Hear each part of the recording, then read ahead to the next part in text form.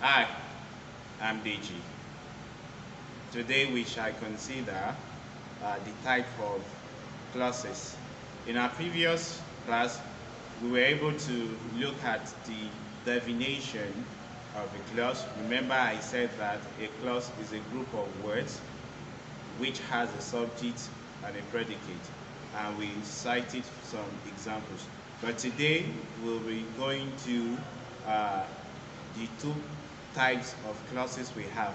The first one, the main clause, which is also known as independent clause, and the subordinate clause, which is known as dependent clause. Now, the main clause is a clause that can stand on its own and make a complete sense. In other words, it can express a complete idea. In the clause, you will see that it expresses a complete idea. For example, I know the man. I know the man is expressing a complete idea, and it is meaningful. Anyone can easily understand that. And we have another, let me give another instance. Freedom may never be recovered. That is also a main clause. Or I can believe everything.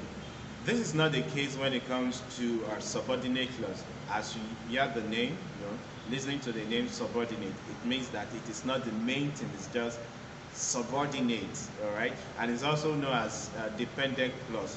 Now, dependent clause in what sense? That it has to depend on the main clause to express a complete idea. If there is no main clause, then we cannot have a subordinate clause. Subordinate clause will not make a complete meaning without the main clause. So therefore, it cannot stand on its own and it cannot express a complete meaning. Now, let's look at the first example the other time.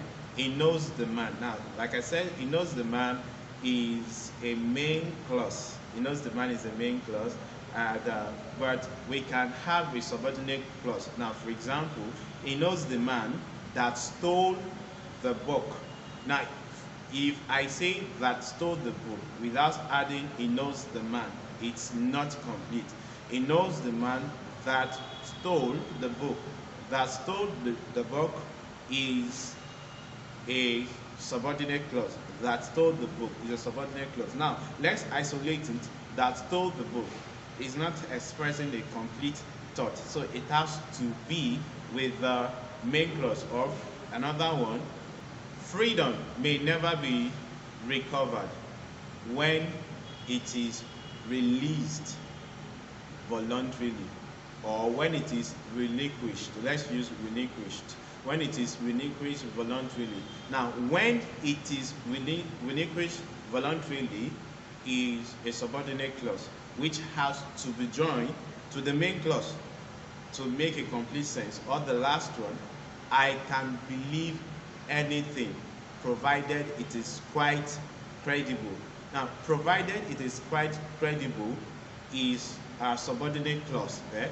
So the subordinate clause is provided it is quite credible. Now, if you look at it, you cannot just you can't say that one and people will understand. So it has to be joined to a main clause. You can identify your subordinate clauses when it starts with words like when, whoever, that, which, if, which, whom, and so on and so forth.